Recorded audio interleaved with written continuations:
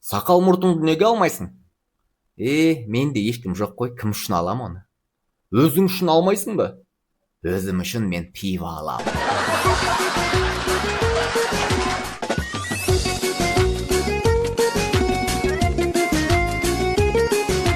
Әрбір ер адам ерте ме кеш пе үйлену керек. Қалай қарасаңыз да, бақыт өмірдегі ең маңызды нәрсе емес қой. Осы сенбіде үйлену тойына бару керек, соншалықты барғым келмейді, білесің бе? Барғың келмесе барма, ауырып қалдың де. Қалай бармаймын, үйленетін күйеу мен ғой.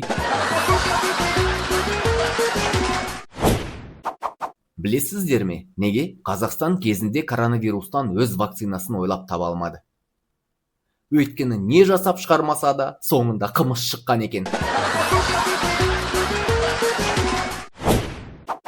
Киімде Нью-Йорк немесе Париж деген жазуды көрсең, бұл адам турист екенін түсінесің.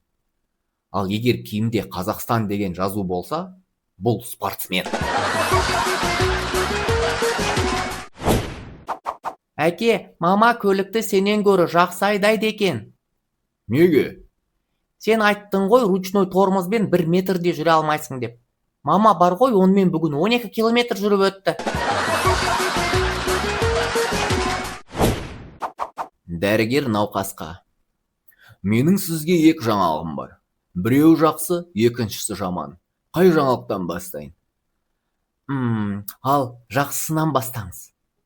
Сіз үшін енді пенсияға қатысты проблемалар маңызды емес.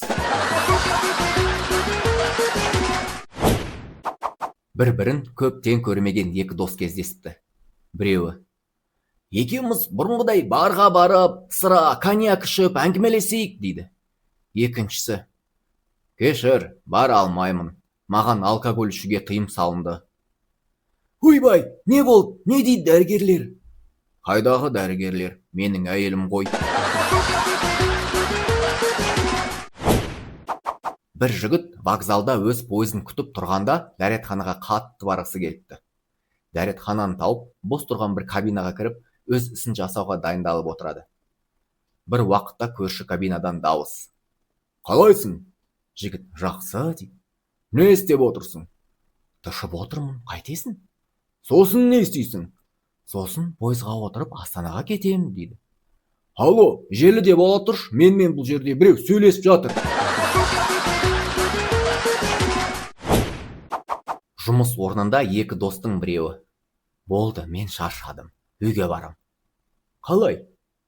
Жұмыс уақыты біткен жоқ қой әлі. Қазір көресің, деп люстраға ілініп алды. Соны көрген бастығы: ей, сен не істеп жатырсың? Мен шаммын, жарықтандырып жатырмын бұл жерді. Бастығы: мә, сен шаршаған сияқтысың. Бар, үйге қайтшы, ертең кел, деп. Досы таң қалыпты ғой. Көп ұзамай өзі бір сөз айтпай киімін алып досының артынан кетіп бара жатыр екен. Бастығы: Нұрбол, сен қайда бара жатырсың? Кешіріңіз, бірақ мен қараңғылықта жұмыс істей алмаймын. Әкесі мен баласы балабақшаға бара жатыр.